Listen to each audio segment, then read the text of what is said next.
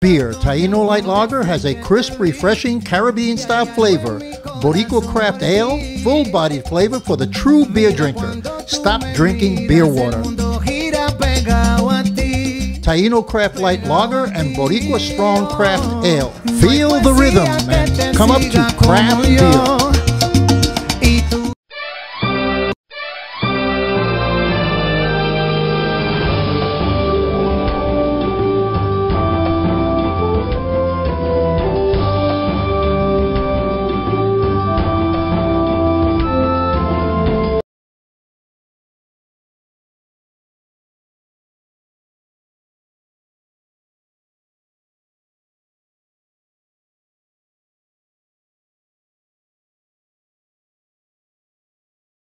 Hi, I'm Danny Ramos and welcome to Hispanic Speak Out TV, brought to you on Spectrum Cable every single week. We've been on the air for about 15 years.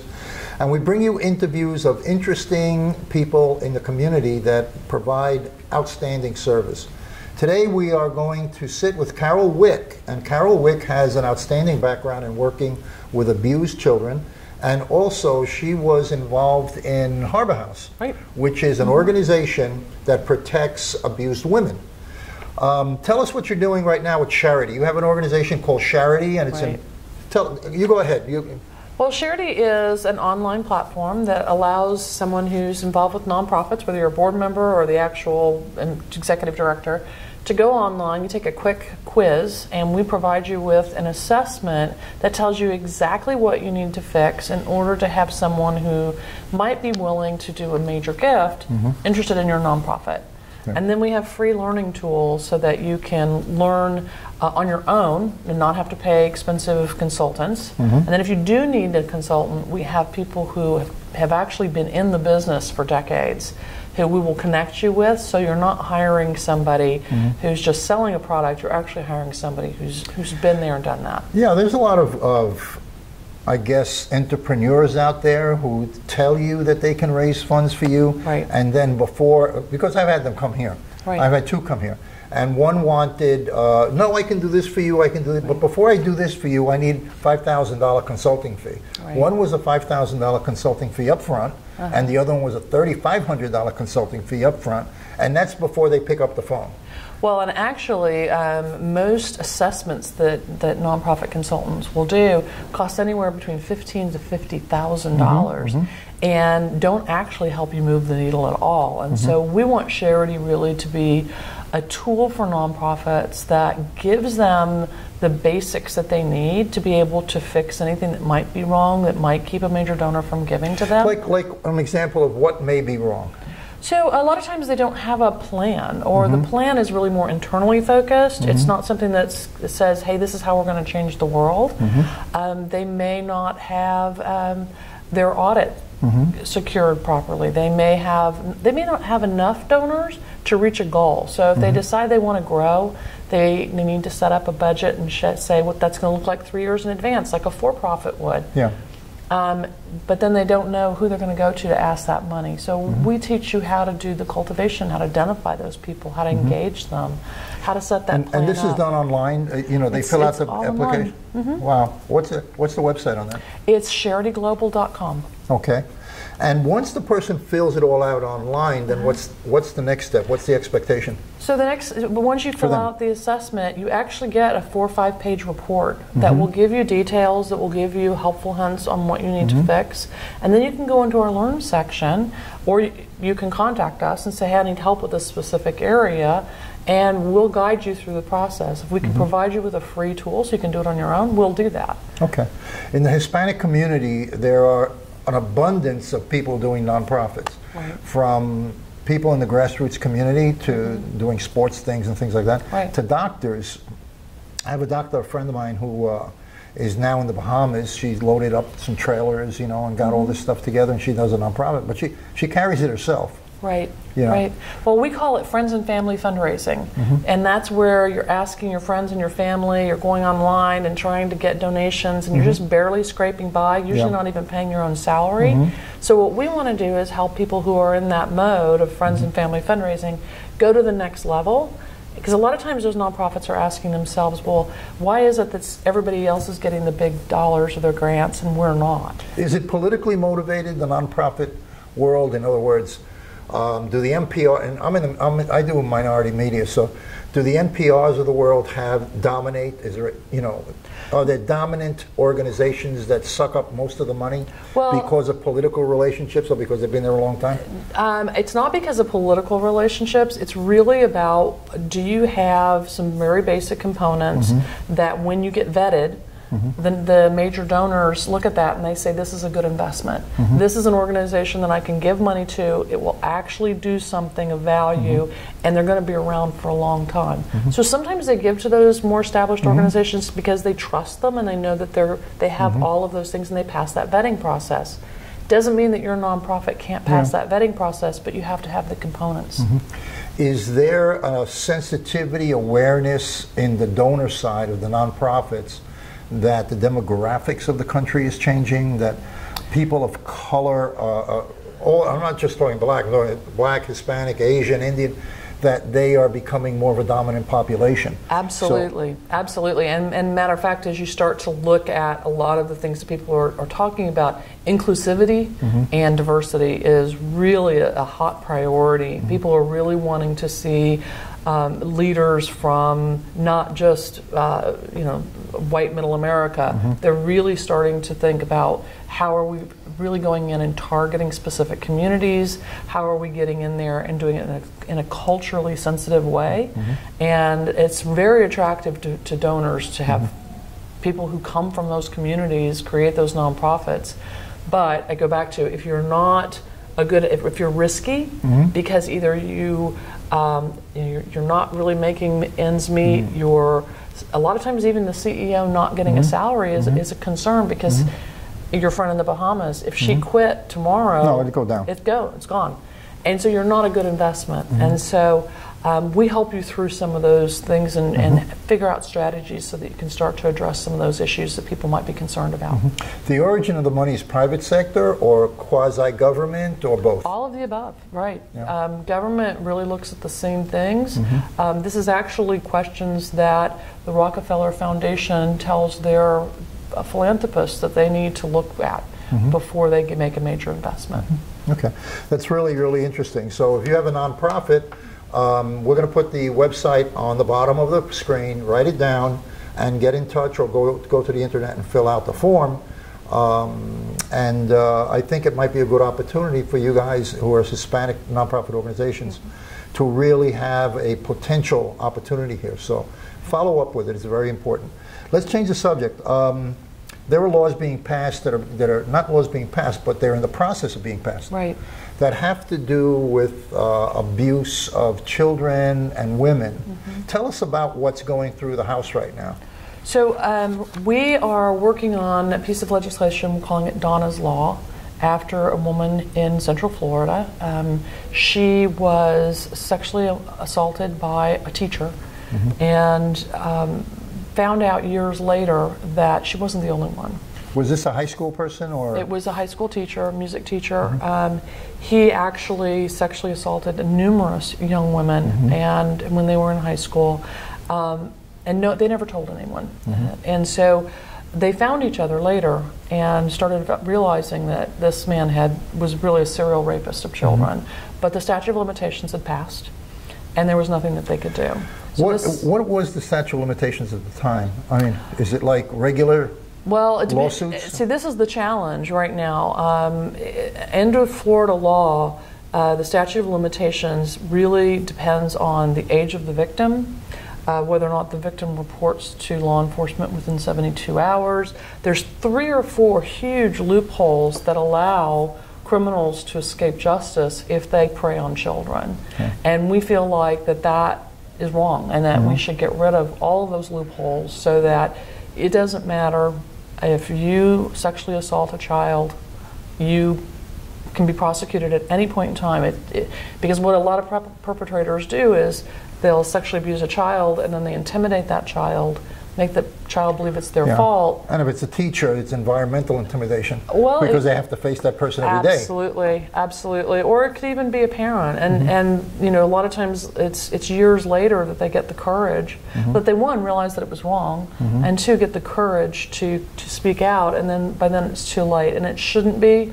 People who prey on children should not be able to get away with that behavior. So what does the law actually, the law that's trying to be passed, what does it actually say that's really different from what we had in the past? Well, what it basically says is that it doesn't matter when the crime was committed or how long between when the crime was committed and the victim comes forward, that person can be prosecuted if there is enough evidence. And granted, you know, that is a challenge, but in the case of Donna and all of the other young women, there are enough victims that if there hadn't been a statute of limitation, he could have gone to jail. Jeffrey Epstein is a perfect example. There are quite a few of the victims there that here in Florida, because of their age when they were molested by him, the statute of limitations has now expired, and he, if he was still alive, wouldn't have been able to be prosecuted, even though he was involved in sex trafficking of young women. Okay. The laws, and this is in the House right now? This is actually in the House and in the Senate. You can go on to donnaslaw2020.com and find out all about it. You can sign our change.org petition. We're almost at 35,000 signatures at this point. And how many do you need? Well, we're hoping, we'd love to get to 50,000 if we can. We, in the Senate side, the House is sponsored by Linda Stewart, locally here. And I was going to ask you that. Yes, it's co-sponsored actually, but by a Democrat and a Republican on both sides. But the Senate bill just passed the Judiciary Committee with a unanimous yes vote. So it's now moving on to appropriations. It has not yet been heard in committee on the House side, which on the House side it's being co-sponsored by Scott Plakin, and then I know Scott. and then Tracy Davis out of Jacksonville. Okay, so it really looks like it's going to go through. I think it will really go through. I do think so. We've had tremendous support so far. I think bipartisan. It truly is a bipartisan bill, which is great. Everyone should be for protecting children. There shouldn't really be any issues around this. And again, it's not like we're creating a new class of crime here. We're actually just closing some loopholes that do allow some people to get away. Are those loopholes exist in other states? Well, because absolutely. Maybe it should be a federal law. Well, you know, it's yes, and then there are some federal laws, but unfortunately, it's only if the perpetrator crosses state lines with the child and things like that. You know, one of the things that we are seeing is these statute of limitations are being eliminated, not just for the rape against children, but also rape in general. That sex crimes are being calling murder. They're being elevated, and people are saying, why should anyone who does such a violent act be allowed to escape justice, especially when we have delays with testing rape kits and things like that might allow a perpetrator to get. Well, I would think that a law that you get 3 days to report it to the police is, I mean, you're going through a trauma shock. Especially a child. Yeah. Right. You know, it just doesn't make sense. Right. I mean, I don't know who in their right mind would even put something like that into law, knowing human nature and how a human reacts to situations. Well, I think, you know, when some of these laws were written, I think that maybe they didn't understand the nature of trauma. Yeah. And, you know. So they go back a long way. Absolutely. And Netflix has a really phenomenal documentary, docudrama up right now called Unbelievable. And the thing that I like about that, being a licensed trauma therapist, is that it shows how different victims react to crimes based on their history. So it starts out with a young woman. It was based on a true story of a serial rapist. And it starts out with a young woman who was a foster child. And she was raped, and law enforcement didn't believe her because of her abuse history and because of some of her behaviors that she engaged in, because of her other trauma. They actually made it out like she had lied about the whole thing, and then tried to prosecute her for lying when in fact she was raped. What's the name of the program? Unbelievable. Unbelievable. And then it showed a series of other women that were raped and how law enforcement responded to them differently based on their age, their race, and then how they responded based on their support system that they had or didn't have, as the case may be. Well, we're out of time. tune into Netflix. The movie's called Unbelievable, or the drama documentary is called Unbelievable. Don't miss it. Thank you, Carol. I want you to come back because we didn't have enough time really to discuss. And this is a major, major topic that is so important, particularly in Orlando. Orlando is a child city. Yes. And we have, the stats say 26,000 homeless children in Orlando, which is amazing to me considering what we do here. So we're going to take a station break right now, and we will be right back. Because her father abused her. And her mother couldn't believe her. She is the child I am for. I am a volunteer child advocate. I am you. Florida residents call toll-free 866-341-1425.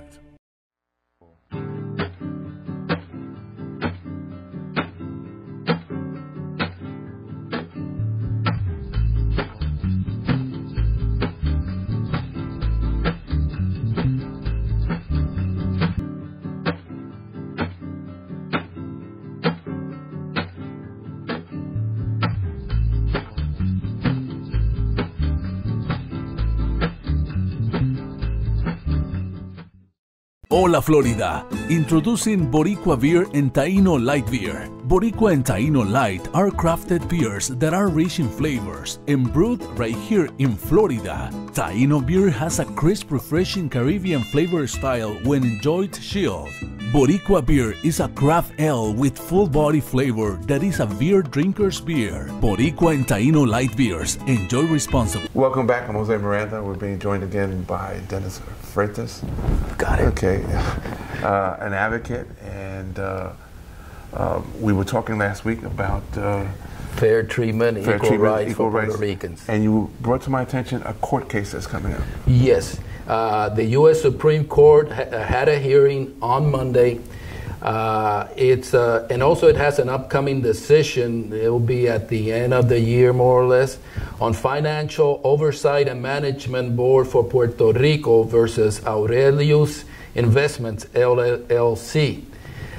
This is a case where the U.S. Supreme Court will have to decide on the appointments clause of the U.S. Constitution, because the investors, the rich investors, are saying that the Promesa Board, which is a fiscal board to oversee fiscal management of Puerto Rico, was not appointed in accordance to the U.S. Constitution, that states that the U.S. President must name, and the U.S. Congress can name, but the U.S. President must approve the name, and U.S. Senate must approve the name. That's the way it goes. Okay. The U.S. President names, and the U.S. U.S. Senate approves. And in this case, it hasn't been done that way. Okay. In this case, it is very important to Puerto Rico because it will determine the self-government of Puerto Rico. If the Promesa Board goes away or is a federal board, then the U.S. President must name and the Senate approve, or like the First Circuit of Boston, George Torreyes, who is from Puerto Rico, by the way, and he was chief judge for a long time, they determined that the fiscal board is a territorial board, not a federal board. Okay. So now but it brings in... Is that semantics or? Well, when you're talking to lawyers, there's a lot of lawyer gibberish, and the U.S. Constitution has many interpretations. Right. But the importance of this is that it will determine if Puerto Rico remains, can govern itself because the Congress has given it the powers. It can remain a territory. It can remain a territory, or remain a territory. But again, it also affects if Puerto Rico will get out of this rut that we talked about in the last program, that it has been a U.S. territory for over 120 years. The U.S. Congress nor the U.S. President has done nothing to change this. Well, and you have American citizens there. Well, tell me, the citizens of Puerto Rico have had several chances to become a state, and they haven't taken advantage of it. No, that's not true. Okay. But then we're deviating from this part. The Puerto Ricans voted in 2 plebiscites, 2012, 2017, for statehood. Right. Puerto Ricans have voted in 5 local plebiscites against independence. Independence never receives more than 2 to 5% of the vote. Puerto Ricans elected a pro-statehood government. Okay. So, Puerto Ricans cherish their U.S. citizenship. Do you cherish your U.S. citizenship? Absolutely. Okay. So basically, it's time for Puerto Rico to be admitted in the Union, but it hasn't done so. But this case can help, because if this case determines Puerto Rico is an incorporated territory, it means it goes on a path for statehood. If this case determines to go into the wider issue, because normally the Supreme Court looks at the narrow issue, sure, then they can go into fair treatment, equal rights. 1, U.S. citizenship under the American flag. Right now we have 2. Right. We have 1 group of U.S. citizens that have all rights, benefits, and permanent U.S. citizenship, and parity in federal laws. We have another group of citizens, federal U.S. citizens in the U.S. territory of Puerto Rico, American veterans.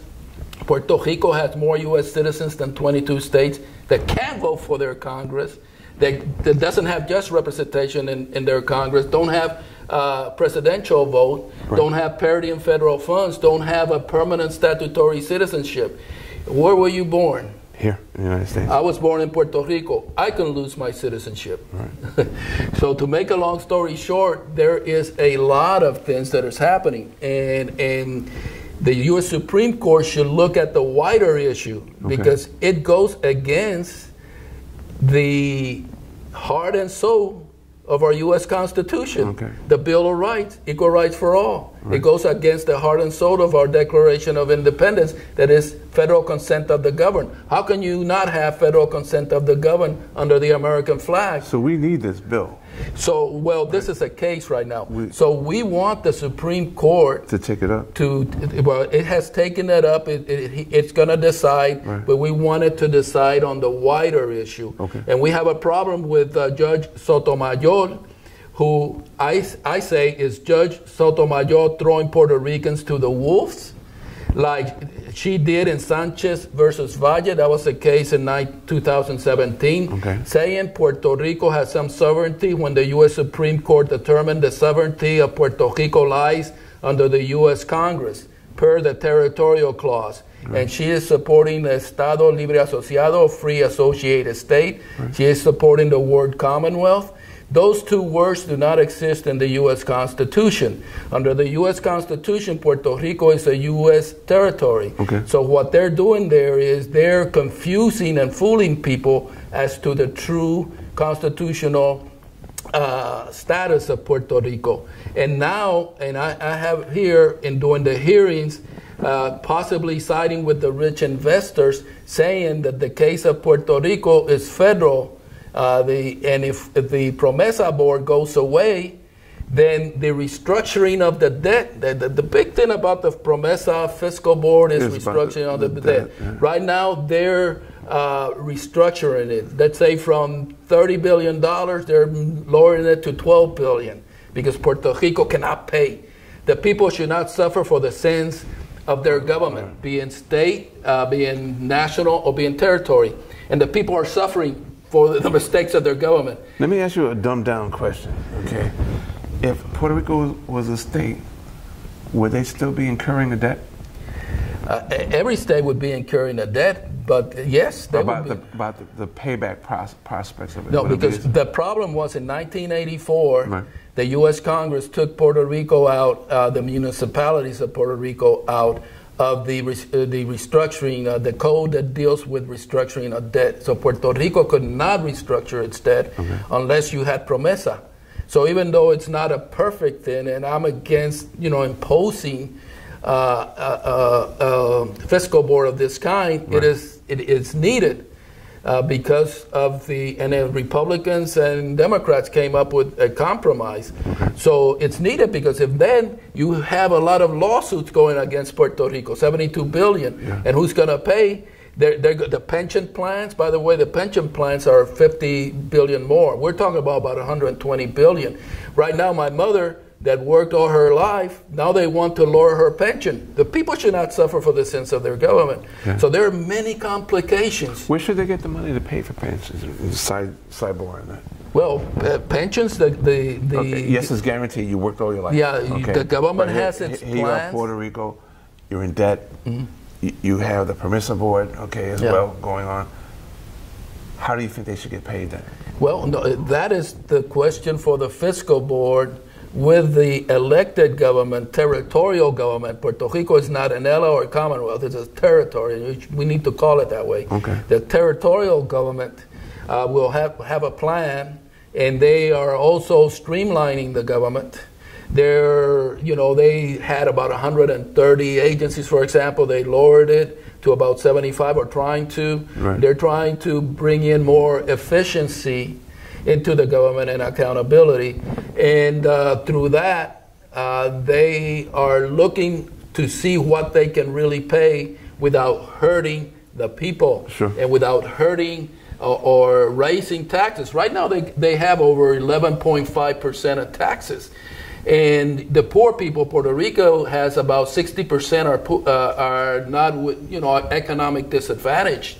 And so who's going to be carrying that load? The people that can't pay. A lot of people. Yeah, and who was responsible for? Now, the territorial government had a big responsibility in this. Sure. But the federal government also has its duty. The president has his duty. And right now they're trying to work out a solution. Without the fiscal board, it would be big chaos. Puerto Rico would be thrown to the wolves. Right. And we cannot let that happen. Another dumbed-down question, real quick. We're running out of time, but again, we're talking about territory and commonwealth. How do we go about changing the language then? What language?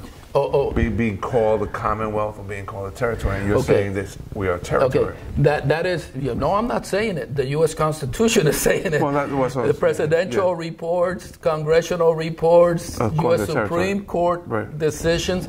What they call commonwealth, it's not a status, because the U.S. Congress is not above the U.S. Constitution to create a new status. Commonwealth is a name that Congress has approved, because that comes under the 1950 Federal Relations Act. In 1952, it approves Puerto Rico's Constitution. It is the name they give the government of Puerto Rico to fool people as to the nature of the status under the U.S. Constitution. So the U.S. President, U.S. Congress, anybody that uses Commonwealth as a status, it's not. There's no Commonwealth in the Constitution. Where can our TV audience get a copy of your findings? Well, if they can email me, and it's not me speaking, it is the fact. I understand. It's Dennis, and I'll also give you a copy. Dennis, DENNIS FREYTES, Dennis Freites @hotmail.com. Thank you. One last thing. I know that you're a veteran. We have a lot of veterans in Puerto Rico. I've been reading that they've been getting the short end of the stick here. How do we help them? And that's a very good question. American veterans that are in Puerto Rico don't get all the full federal funding that American veterans in other states get. And we are fighting on that, and it is, the funding has been coming up. Okay. So, and there's a lot of good things that the VA department and other things are doing in Puerto Rico. I'm not saying everything is bad. The U.S. Congress has done some good things. The U.S. President has done some good things. But when it comes to the heart and soul of our democracy, fair treatment, equal rights, for 120 years, since 1898, they have done nothing. Dennis, thank you. Okay. Honor as always. This is Jose Miranda. This has been Hispanic Speak Out TV. Good night.